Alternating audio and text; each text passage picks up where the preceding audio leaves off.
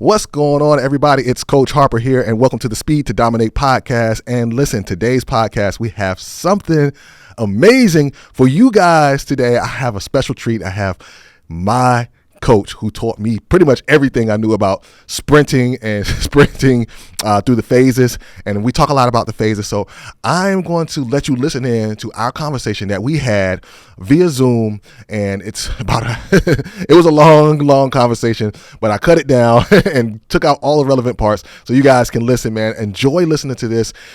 Coach Daddy O's, what I call him. Coach Anthony O's, Coach Daddy O's, has joined me on today's podcast, and he's going to tell you all about ground reaction force and how it relates to long jump and also how it helps your athletes go faster. So go ahead, sit back, listen, let's talk about it. All right, guys, I'm Coach Harper here. I'm sitting here with one of my most favorite coaches in the whole entire world, man. Let me tell you, this guy here had taught me everything that I know literally about sprinting, and I didn't even know there were phases in sprinting until this guy came in and told me about it. He's coached many athletes at Bethel High School, and is now coaching and teaching, workouts with elderly or senior citizens, I should say. I don't want to be offensive. All right. And man, just has a wealth of knowledge about the body. Took yourself, man, I don't even know how old you were when you took yourself down to like 5% body fat? I was going from 40 when I retired at 40 years old, 42. I took myself down from that time because my mortality rate was 5 years. So I began to go in a regimen between 42 and 50 in the best shape of my life, entire life. So yeah. So when I bring the people on, I'm bringing somebody on that knows their stuff, and we're not just picking out the bunch and just say, hey, come over here, it's just because it sounds good. No, we're getting guys that know exactly what they're talking about. So the guy that taught me, and we call him Daddy O's. Yes. But Anthony O's, and I just want to talk today about ground reaction force. It's something that me and you have been discussing, back and forth, especially with Chloe, my daughter, who went in.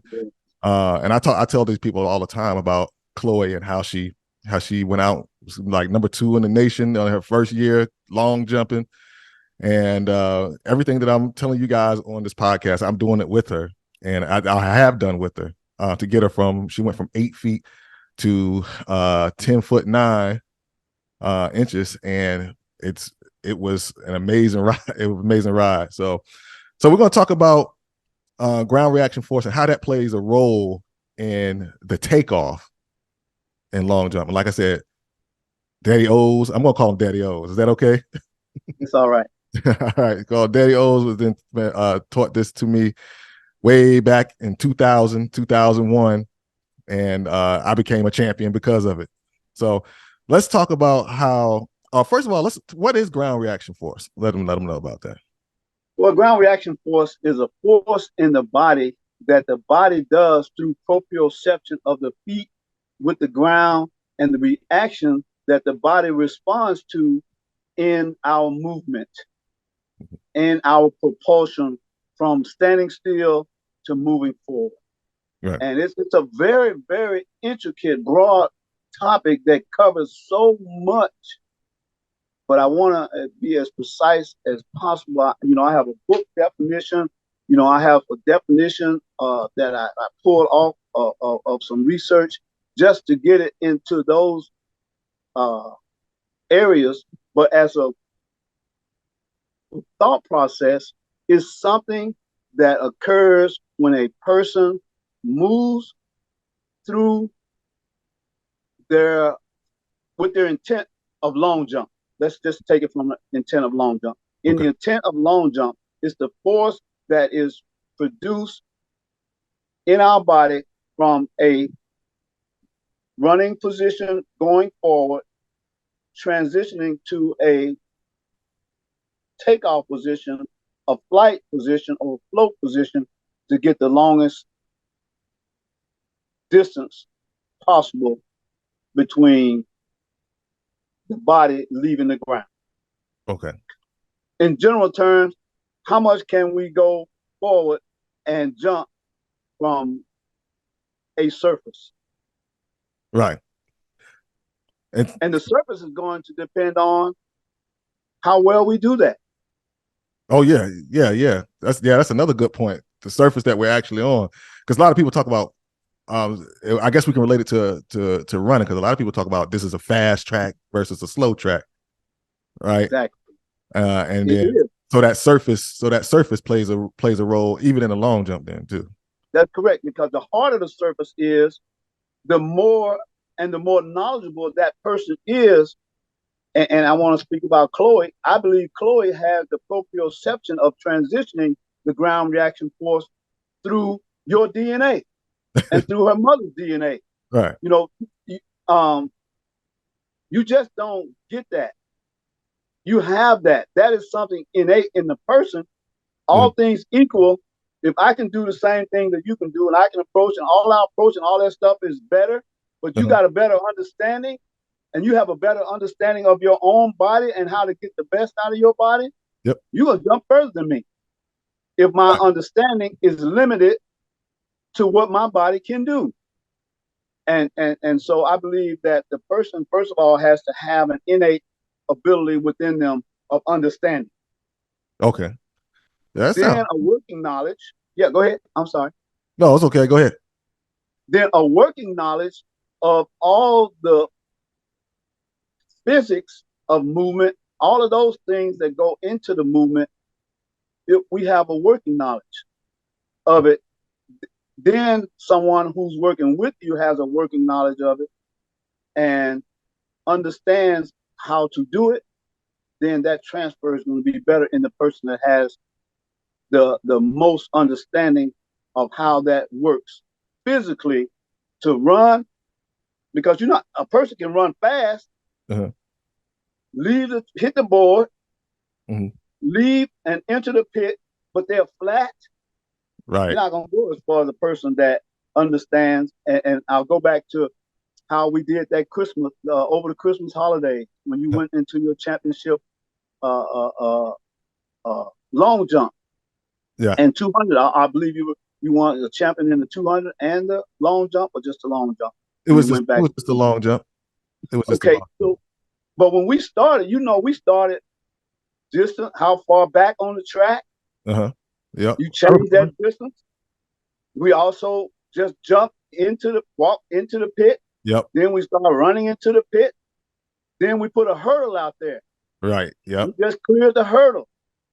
Then we changed the line of sight from where you naturally hit your line of sight to the line of sight of those trees beyond the school.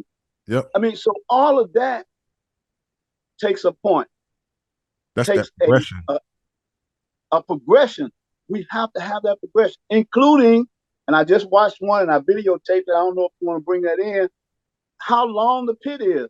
This 19-year-old jumped 28 feet, 11 some inches, but I believe he shut that thing down because he saw the pit coming to the end. Oh yeah. I think I know what you're talking about. He shut it down because looked like he brought his legs back in because he was about to go out of the pit. Go out of here, and I don't want to jump. Right. I watched that right before we came on because I've seen that happen in high school. I've seen it happen in college. I've seen it happen in professional on television. And so this young man, so that's also a part of it. If a person is jumping and they flying, everything is perfect, and you headed out of that pit, oh, trust me, you're going to let your legs come on down and shut that thing down. Even if you're not going out, but your line of sight causes you to see that you think you're going out because of the way you feel and the way you fly and the way you're floating. All that things goes into, I'm shutting this down. I'm coming on down. I can't, I'm not fixing to hurt myself jumping out of this pit.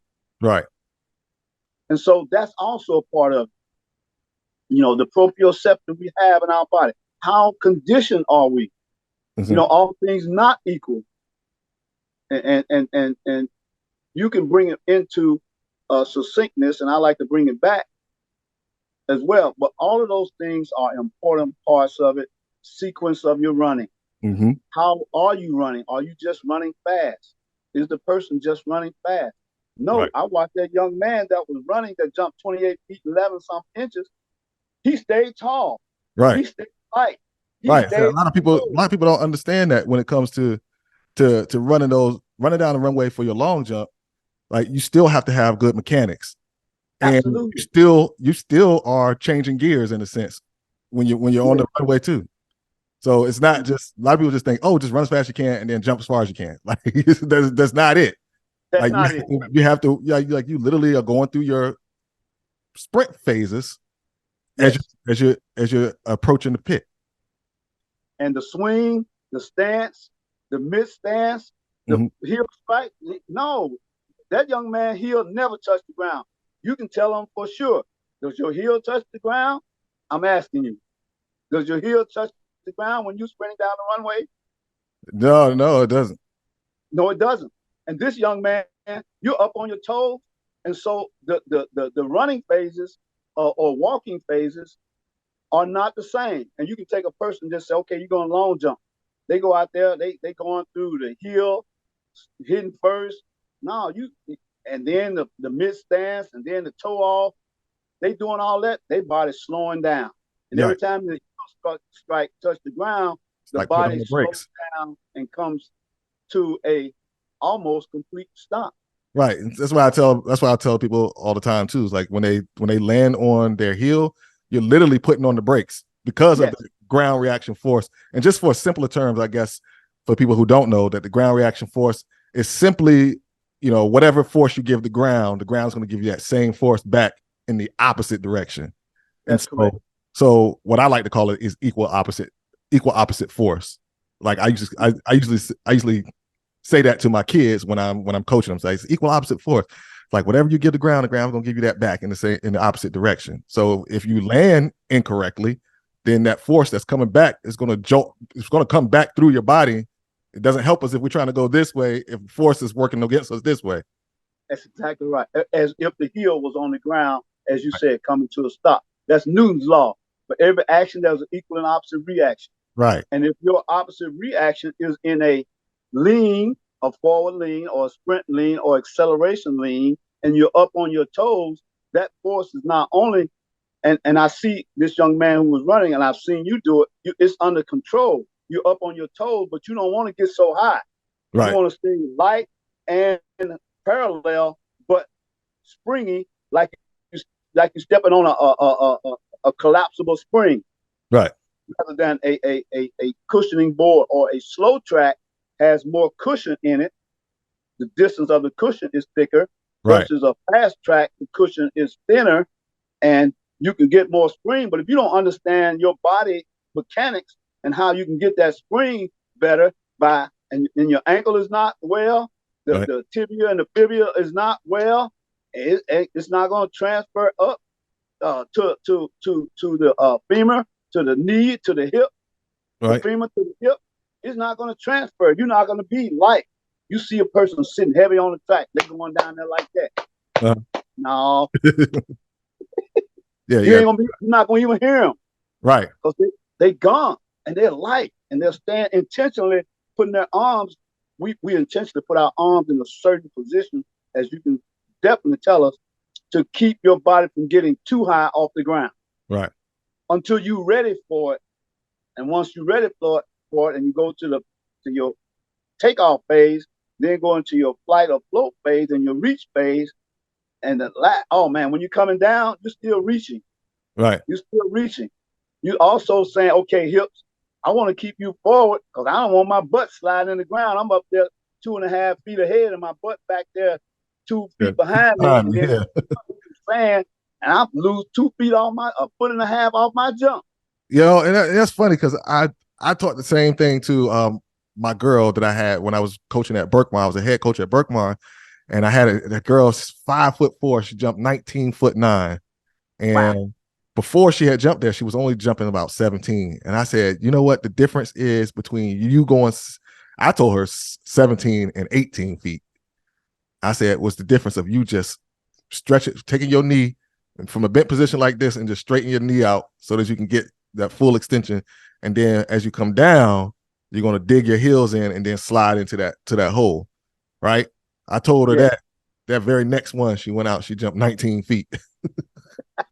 Just by, and that's the same thing that happened with you over the Christmas holiday. We made that transition from approach. How far? Do we shorten it? Do we extend it? And I remember you shortening your run distance at some point, and then I remember you extending it, and we finally took it to the phase of getting to the board. Okay, we right on the board. How many steps is that? Right. And the same thing with you. Once you make the transition in the athlete, and the bottom line for me is, it doesn't matter how well I teach it. Mm-hmm. It matters how well the student or the athlete absorbs it, understands it, and puts it into practice on game day, on the day of the meet. Right. When they understand all that and put it into, like you did, going back and becoming a champion. You weren't a champion before Christmas, were you? No. No. You were a champion inside of your body. But once we went through those phases and you understood that and took that back with you, after Christmas, that was your present. Yeah. Not because I did such a great job, because you absorb. It's like a sponge. Right. If you put concrete in a sponge, it's not going to take up very much water. Right. But if you put that sponge out there in the water and you squeeze it and you let it soak it up, then the sponge takes it with it. No matter how good the water was.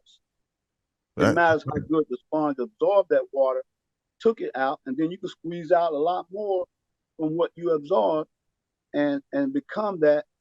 And I just, it's so exciting to talk about this. Mm-hmm. It's so exciting to see it.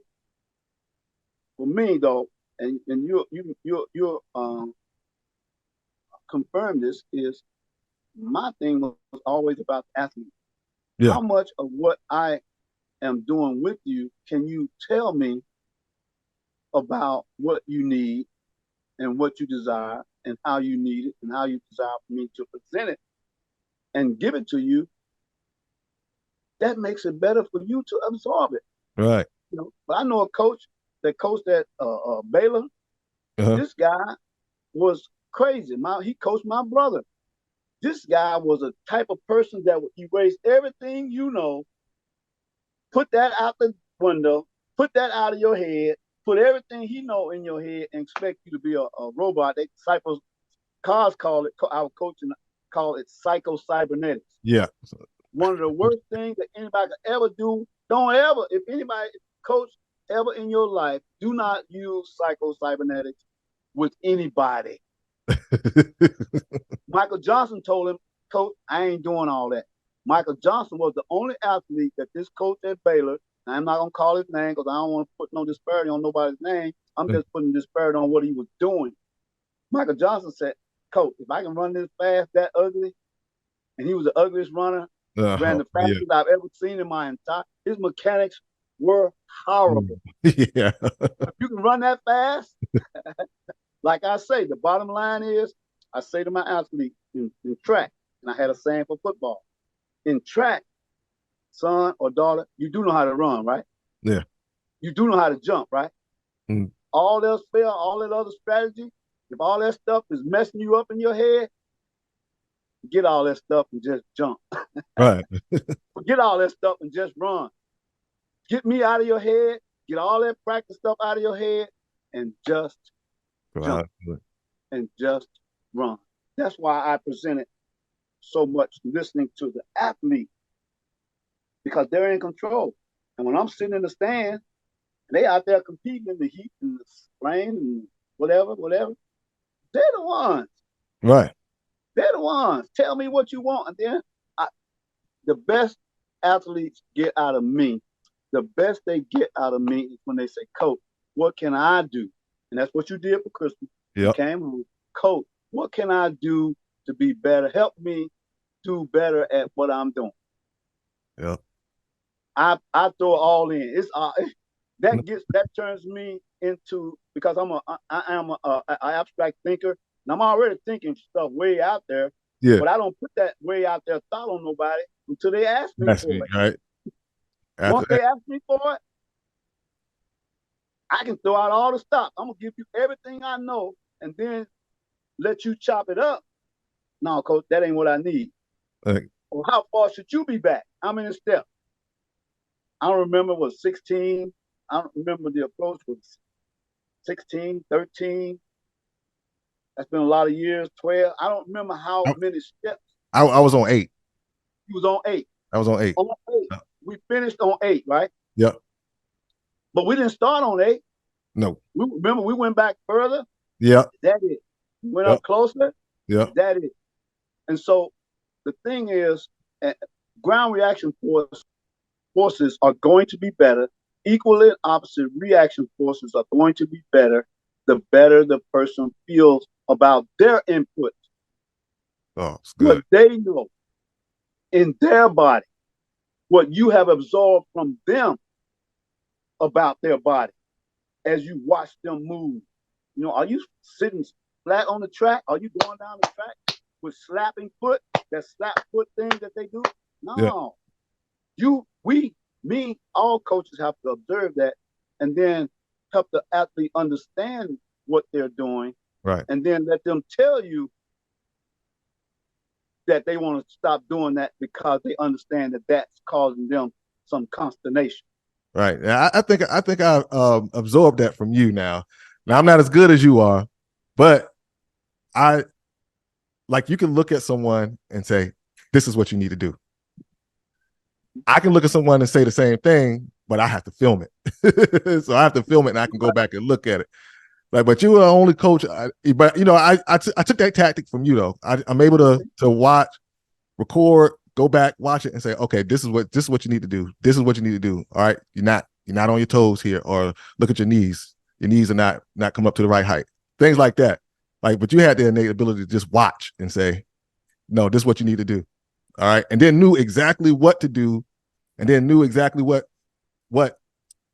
workout went with it, so like weight wise, and you need to do this, and you do this. And I remember even talking about how your cell replenishes, you know, how cells replenish, and this is what you put in your body, and you know, all those different things. And so it's great to be around, you know, great coaches that actually know what they're talking about and actually know and actually have been doing it for a while, and just to be able to absorb. And as you can see, I've absorbed, you know, everything, pretty much everything. And you transferred it to your daughter. Right. A teacher teaches twice or more when they learn something and are able to transfer that to someone else. Yeah. And it's just, you know, for me, it's just an awesome ability to be able to. But, you know, a lot of people call it, when I was growing up, that was not a good thing. Mm-hmm. Some people still call it nitpicking. I'm a nitpicker. But you need a nitpicker to help you get to Carrie Richardson. That child came close to losing that race because she threw her arms up at the end. Oh, yeah. But you will say to people, tell you, with us, with me, your finish line is 10 meters past the finish. You don't shut it down. I don't care what nobody, don't be looking around. I don't care what nobody else is doing. You running against you, and your race ends 10 meters past the finish line. Yeah. But everybody don't always think that nitpicking, but you need a nitpicker to the point of appreciation to be able to have that look. So I fine-tuned that look as I was growing up, you know, to help me learn that. And I learned a lot of that, and I study all the time. Yeah. Oh, I watch people all the time. You're right. I still have that ability. About to turn 70 years old. I still have the ability to observe someone and watch them and be able to tell them, I watched Carrie Richardson. If I was her coach right now, now I want to transfer it to how you can transfer your knowledge to what you just said. I watched her start. Right. She is stepping out of the block. Right. And so running. That's why she's always behind. Yep. I watched the 100-meter race. The child that was out in front of her in lane 3 or 4, she leaps out of the blocks. Mm-hmm. She lunges out of the block. Fraser Price? No, Fraser runs out but she steps out a little bit longer. The tall girl that was in Oh, first. the other Jamaican girl. Yes, the other Jamaican girl. Okay. I can't think of her name right now. But the point is, she jumped out of the blocks, which makes her in front of everybody, which is good. But maybe Shakira ankles can't do that. Right. You see, the other child, she's a lady now. She runs out of the blocks, but she gets a better lean and she rises up a little higher than the Jamaican champion from before.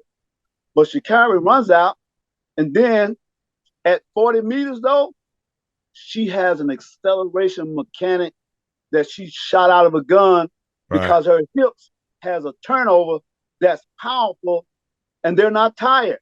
Right. One, she ran out of the blocks and she's rested. Two, she didn't jump out of the blocks.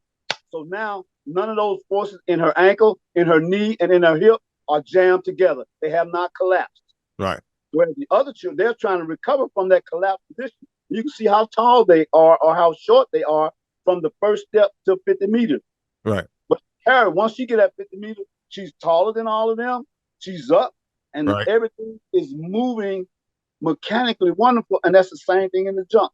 We have to stay light in the jump. We have to keep our the ankle connection, the tibia and fibula connection into the malleus and into that ankle. We have to keep that clear and taller before we get to the end of the track. Right. We have to keep that taller through the run-ups. You know, we have to keep that taller and not collapsing our body through the ankle, through the knee, and through the hip, and through the lumbar spine, and through the shoulder. We have to keep that from collapsing prior to our first and final jumps. You know, sometimes people take what? You take 3, 6. You can jump out there 6 times. You got to do that 6 times.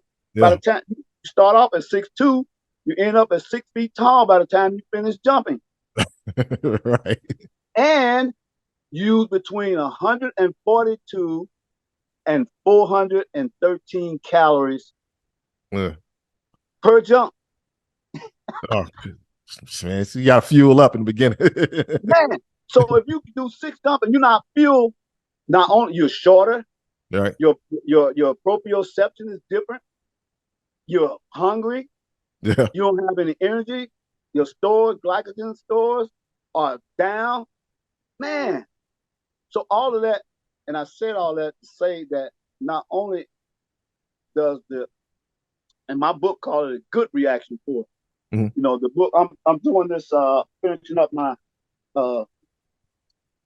recertification and my orthopedic exercise biokinesiology and biomechanics class, and they call it good reaction force. If you have a poor reaction force, by the time you're hungry, you're tired, and your body has collapsed, and all your kinetic chain is all out of balance, the ground reaction forces are not going to be the same, especially from the proprioception of the feet. First of all, if your toes hurt, if you kick one of your toes during the run up, you know, if the board slide and you know, move because somebody hit it first and they didn't move it, but then you hit it second and it slides forward when you hit it because your foot is a little bit different angle than theirs. Now the board slides, it jams your ankle. Now that's totally different on your second and subsequent jump. So all that stuff goes into and I guess we could bring it home in that how well does the ground reaction force give you what it has? It depends on the athlete. Right. The athlete's knowledge, the athlete's body condition, the athlete's mindset, the athlete's nutritional balance, the athlete's kinetic chain balance, being able to recover. Do they stretch? Do they get a massage? What do they do between every jump? What happens to them between the first jump? And we got to get out there on that first one. Yeah. Because everything's going to change dramatically lower. Now, you might get an athlete that's just, you know, we don't know somebody's mind. We don't know somebody's heart. Right. We don't know somebody's whatever it took. Look at the anomalies. Huh? So those are the anomalies. The ones anomalies. We don't know. that do it. If the hand clap, some people say, no, don't clap, be quiet. Right. Some people say, yeah, clap, clap, clap. Because they clapping on the wrong step because somebody can't stay on beat. Right. And all they hear is the wrong beat. Now, y'all be quiet. Right. So I can jump. So all those things are going to play a role. The movement of the board, condition of the track. Do you understand the condition of the track? Do you understand that that's a solid board and it ain't moving for nobody? Right. That's something. Go down and feel it. Go down and move it. You know, but you have to study, and all those forces of the ground reaction force, the equal and opposite reaction, is going to play a role in how far you go, your angle of ascent, your angle of descent from leaving the board, your float phase, your flight phase, your trust of the how far you're going, all those, your psychological aspect. Man, I'm flying. I'm out here. I can feel it. I can feel that I'm light as a feather. I've been up here forever. You want to look down at your watch, man? Geez, what? Hold up. I felt that. Right, I felt that before. Yes, sir. You know exactly what man. I ain't never coming down. Right. Get up there and like, I'm still here. Like, look down, like, wait a minute, I'm still up here, hanging. Right. What were you at? You were in New York? What Yeah, were you New at? York, University of Buffalo. I'm headed back to New York from Hampton right now. Just up there hanging. I'm headed back to Hampton from New York. I don't need no ticket. And so, you know, I guess we can just say for me, you know, it's so intricate of a subject. It's so intricate of a topic. I didn't read the top. Let me read what it says in my book. Right. Page turn. Okay. Now it said this is talking about the stance phase, and it didn't really give a full definition, but it talked about foot flat. That's as close as we can get to foot flat because the toe is up on the ground. We're not going to put our whole foot down, but every time we change phases, we'll stand in the toe off phase for the most part, and it just depends on how low that person allows their heel to go down and spring back up. The gastrocnemius and the soleus and the calf muscles are going to drive that through the knee and determine, like you said, stretching your leg out. How stretched out can you keep it and get that spring? Right. And there's some conversation going on my phone. It always starts. I hope you can't see that. Can you see that? No, I can't see it. Okay, good.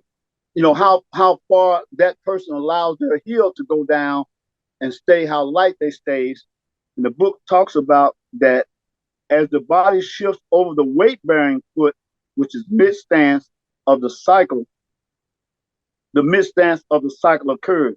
So we're only going from toe off to mid-stance.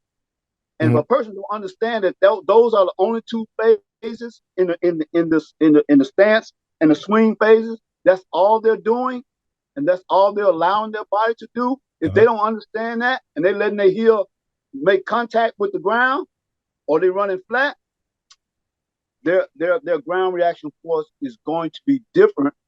And anybody that's watching them that doesn't understand that is not going to be able to help them, because none of the people doing it understand the equal and opposite reaction as well as the ground force reaction in the body is control. It's a control gift. That gift is controlled by the athlete. The better you do it, the better it's going to give you. It's like jumping on a trampoline. Some people run out there like they jumping on a trampoline. Yeah. You've seen them. You're one of them. You see some guys, man, they look good. I saw a kid told me that we were at a track meet. I was coaching summer track. We was in Illinois, and I was in that great shape. My body was great even before I retired, but I'm looking good. But the coaches are running this day. So I get ready to jump. I'm 40 years old. I'm getting ready to jump. The guys, I can see they shook, right? Yeah.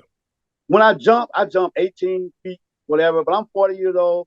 You know, the kid walked up to me, stay on the way back, on my way down, back down the runway from the pit. He said, man, I thought you could jump. So that also plays a part in the other person's mind. He was psyched out. Yeah. Then I told him, I said, I can jump. Also, I'm 40 years old. How old are you? So I got first place in my age group. Right. Did the same thing in the 100. I get on there, man, this guy, not only did that athlete look at me, I'm in great shape. You remember all that? But this kid looking at me, Derek, this kid took off so fast. He looked back. He was in the when the gun went off, pow, he jumped out of the track, got about 3 steps. He looked back to see where I was. I was like 7 steps behind him. That kid ran so fast. He was probably 10 meters across the finish line when I finished. He was like, man, I thought you could run. I can't. I got first in my age group again. I probably got in that heat. I probably got second or third. I don't remember. But I said, I'm 40 years old. He said, oh, really? I said, yeah, really. Oh, he said, okay. And so all of those things are and I said that to say this about the psychological, aspect of the competition. And when we do bodybuilding, most bodybuilders come in with big saggy clothes on. They don't even want you to see them. They look like they're hungry. They look like they're tired. They got their head covered up. They coming in like raggedy. When they take their clothes off, be like, oh, damn. I mean, dude, she got muscles. Well, one guy came in, I saw when we were in somewhere. He couldn't hide it. He couldn't hide it. He had on baggy clothes. His quads were like, I mean, his leg was like way out. You could not hide it. I picked that guy out of street clothes. When we walked in the building, I told my wife, I said, that man right there gonna win first place right there. I can tell you, I'm like, I'm 58, 59 years old. I said, that guy right there, he getting ready to knock this competition out the box. And he did. And so all of that thing, and I said that to just say that all the knowledge, all the psychological aspect of it is also when guys see you in great shape, they see you walking light, and see you walking down the track, and you feel that way, that's also going to affect how they jump. Right. And if they see you get out there and put a big one down there, oh my goodness. Everybody's got to respond. Everybody's got to respond after that. Somebody don't have to respond. Now they pressing themselves to where they might not normally do. And so something is missing in their thought process of transitioning what they do best. So I used to have my teacher, don't watch nobody else. Don't watch. We don't care what they're doing. Right. We don't care what y'all doing. I don't care how far you jump. I don't even want to hear it. Put my headset on. No, don't listen to them. Don't watch them. Forget that. We don't care about them. Right. We know where we are. And so it's just a great opportunity to be able to share that with and being able to watch that and being able to do that. I guess the takeaway, you want to bring the takeaways home to what we ought to say. Well, I want to know what drill would you give or give a coach, a young coach, high school coach, college coach, if they want to work on this, so they can get the max output from the ground reaction. You may not remember this, but do you remember when Coach Williams allowed me to begin doing more with the athletes and observing y'all? Walk first. Walk first. Watch how someone walks. Okay. Let them walk. Just let them walk. Okay, I got something to do. Y'all just go walk. Don't run. Just walk the first one around the track, and I'll talk to y'all when y'all get back. Just have a conversation. Go around the track. Don't take more than 2 minutes to get back here. But okay, whatever. Just go. And then while they're doing that, observe how they walk. What are their shoulder positions? Are they even? Are they crooked? Are they staggering all over the track? Good. What are the athletes doing? And then put them in another group. Okay, y'all, come on back. And now you two, Derek, you and so-and-so. Now I want y'all to walk together in group, 2 by 2. You walk together. You walk. This time, I don't take about a minute and a half to get back around. Mm-hmm. Then watch how they do it. And then tell them to run it, jog it, sprint it, and then that's it. Right. And then document that with you and, one coach is watching two athletes, the other coach is watching two athletes, and everybody's watching I'm looking at everybody, but we're trying to place them in the position of better mechanics while they're walking. Mm-hmm. And we're going to put you in place based on what you can do already, and I ain't told you anything. Right. And so then you put them in that order. And once you finish that on the first day, don't have them do nothing else. Just tell, as far as jumping, is what else we doing? That's it. That's it. Okay. That's it. Send them home. That's it. Go to the weight room or whatever we're doing. Send them home. That's first. Second day, come back, put them back in those groups, and now start moving through the phases of training. Okay, we're gonna go over to the pit, and I want to see you walk.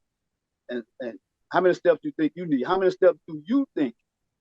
And you say 8, coach. All right, now walk it, how you would do it, and see where you end up in 8 steps. See where they end up in 8 steps. Okay. Or 6 steps, or 10 steps, or whatever they say. We can't. The main thing is don't start off telling somebody something, right, when you don't even know what they know. Yeah. Please don't do that. A lot of coaches cringing right now. Like, yeah, I'm a coach. I know what to do. No, you might, but you don't know them. Right. You don't know what they know how to do. Big component of it. You got to know your athlete. Right. I'm telling you. And when you got a quality athlete, you can't be telling them a whole bunch of stuff. Let them tell you, and then you tell it back to them what it is that you want them to do based on what you already know they can do best. Right. I used to say every time I got a new bunch of kids, I could always tell the kids that made straight A's by how they were at practice. And they would do exactly what you tell them and nothing else. I'm like, you make straight A's, don't you? Like, yeah, I do. Like, I know it. I can tell. I can pick it out every single time. And you have to use that knowledge of and ability of yourself to do them. And then you move them through the phases. Mm-hmm. And then let's just like we did with always remember that Christmas practice. Yeah. If you don't remember anything else we did, out of all the things we did, remember that Christmas practice, and that's the phase. And then see how they jump. Or just run and jump. Just walk through and see where you land. Then just run. Then bring in the hurdle. Bring in your mechanical things. You can bring in just a step stool. Right. You're gonna jump over a step stool first. Or one of those plyometric tables. Box. Put that out there. Short one. Just jump over that. How smooth are they getting over that? And then move it through the phases. Don't bother with their line of sight until the end. Right. What are you looking at? But not while you walk over the box. Just get over the box. Yeah. We looking at your head. Yeah. Coach, we already looking at your head. We can tell where you look. Yep. We already know. We already know if you bring your shoulders up that you're intending to go up. Right. If your shoulders stay flat, you're intending to stay flat. Yep. Then you can change those things. Move to the next phase. Increase the hurdle. See how they jump. If they coming right down, we already know they're not looking up. They're either looking straight or down. Because they're coming down. Where your eyes go, your body will follow. Yep. And take them through the phases. Then make the changes when they're needed through the phases. You notice we didn't change your line of sight until the end. Right. The line of sight changed from the building to the trees, to the top of those trees, didn't happen until the end. Right. Until we figure out how far can you go already. Then you can change your adjusting line of sight based on where you are in the room. Yep. You're going to have to do that. They're never going to be the same. So you shouldn't try to say, okay, you're going to look at the top of the tree, but coach, I'm inside. I'm in the window. Yeah. And so you go from the walking to the jumping to the phases of flight and float. How long are they carrying? How well are they carrying their shoulders? How well is your line of sight carrying them into the pit? Yep. Just doing it without changing their line of sight. Change the line of sight to see what it does, and then move to that phase and let them tell you what feels best for them. Okay. Always remember there, and coaches out there, I'm just gonna tell y'all, you might be the smartest person, man, woman, whomever in the world, but if you don't have the trust of your athlete, you Right. can talk that stuff all you want. Once they get in the meet, they're gonna do exactly what they want to do. Anyway. Yeah, man, I'm big on knowing my athletes, man. I definitely know my athletes. And one thing that helped me be so successful as a coach is the fact that I'm able to build relationships with my kids. Yes. So Yes. because I'm able to do that and they trust me, they listen to me. And another thing that I do with them is I always tell them the why. I tell them the what and the why. Yes. What are we doing? And this is why we're doing it. And so now that they understand as an athlete, oh, I get it, and so they know why we're doing what we're doing, and then they buy in. So that was That buy-in. Oh my God, that buy-in. I yep. just copied last night for the first time in 23 years the state championship write-up off of Miles Stat last night for some reason. Something said to me, go copy that and the write-up of. But we hadn't won a all-out state championship since 1975 in track in boys, and we had great athletes like yourself, like my son, like so many others that come to us doing, running 5,400. I mean, quarter mile, and then leaving running 46.2 in one day, 47.5 and 47 something in one day. Yeah. But when they came, they running 54s 2 years before that. Yeah. And so but they didn't had we not built the trust in those guys. Yeah. Had those guys had the trust in me. And they always thought our other coach appreciated the girls better than they did the boys, or the young women than they did the men. So they didn't give as much ever up until the year 2000, in my mind, as a team, not as an individual, as a team. And we were in fourth place going into the second day. Right. And we wound up winning the state championship. I still got those pictures on my wall right there. Yep. Of y'all, right there on my wall. Been there for 23 years. I carried them around with me, and that came from trust. Without the trust, if those guys didn't trust me, and they didn't see that I was giving to them what they needed, that they thought they weren't getting from the coach who thought better or more about the girls than them, without that trust, we wouldn't. We either scored. The paper didn't say, but we scored. I remember 46 points. 46 was first, 43 was second, 42 was third, and 40 was fourth. Wow. 6 points. And we took it all in the end. But based on trust. If they didn't trust me, if they didn't think I knew what I was appreciating from them while I'm sitting up in the stand, I can tell you right now, we would have stayed in fourth place on the second day, just like we did on the first day. Build that trust. Make sure you give them everything. You see me, I used to wipe y'all shoes off when we running indoors. I wipe your shoe, wipe the floor, have a rag running around. This guy wiping the hallway, mopping the floor, running around so you can go around the corner. Right. We had to do our indoor meets inside of a school. Yeah. If you're not willing to give everything and not, I'm the coach, I'm cool, I'm over here drinking water, I'm over here drinking Gatorade while y'all doing all that, and you all this and all that, they're going to be the same way. And without the trust of the athlete, if they don't trust you, that you're giving them everything that you have, they're never going to give you everything they have. Right. It won't happen. It can't happen because that's how we are as human beings. You know, we give as much. Man, he's giving me everything. This guy wiping the floor, wiping my shoes off. You know what? This lady doing everything, everything, and they will trust you and give you the world. And some of them will jump out of the pit. You know, I just want to help land this thing with you with one more thing. Marlon Manley came to us as a high jumper. You know where I got him from? Where was that? Back with Duncan when he was in the 9th grade. We didn't have a high jumper. We go into practice, we trying to interview people and bring people in. I saw this kid high jumping. I walked by. That's nice. He could be a high jumper. I walked on around, came back around. I said, excuse me. You know how to high jump? He said, I don't know. Ask my dad. I said, Dad, your son know how to high jump? He said, I don't know. When is the tryouts? I said, not today. Tomorrow. Let him finish basketball practice and then come out tomorrow. Long story short, he never played any more basketball. Right. He did not get a basketball scholarship. He got a track scholarship, and in the state meet, he jumped 6'8".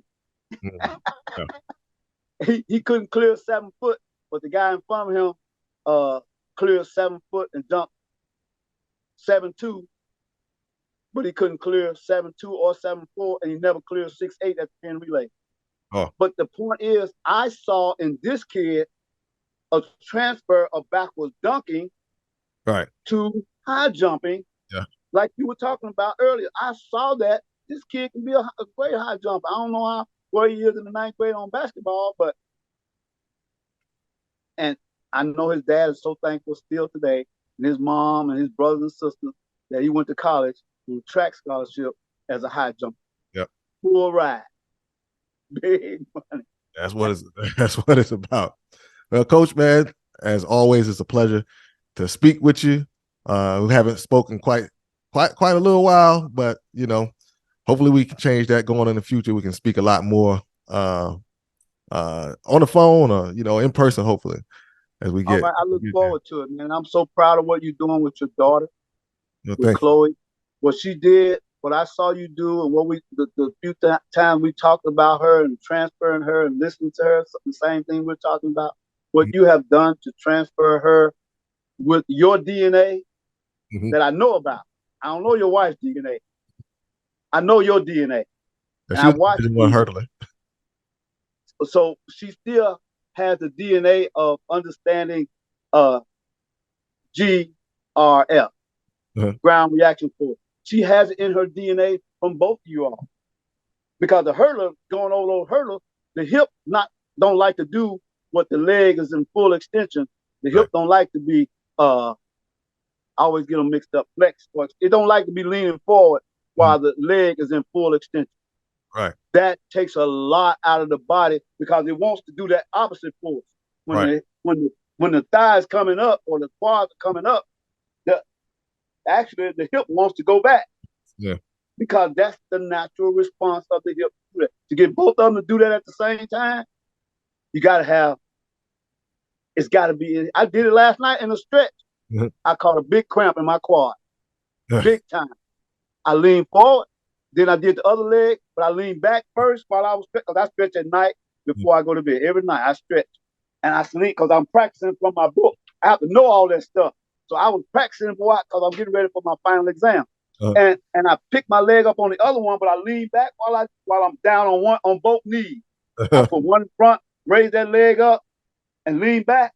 I did not catch a cramp. In my bad leg with the missing meniscus, my quad did not cramp. So having that understanding, having that in your DNA, having that knowledge, I thank you for trusting me enough to share with you. I hope it was succinct enough for it to make sense. There's not a single answer to it. You understand what it is what the ground returns to you. What you place into it is going to give that back to you as a ground reaction force based on the law. The law is every action is equal and opposite reaction. How you utilize that, all that other things that are fluid, all those other things that are fluid based on the individual are going to come into play. Hey guys, thanks for tuning in, man. Listen, I hope that you guys got something that you could take back to your programs or take it back to your athlete, your young athlete, and you can put this into practice and get some results. We're all about getting results here. So with that being said, I'm Coach Harper, reminding you to remember that everything that you do today affects your future. So remember tomorrow. I'm Coach Harper. I'll talk to you next time.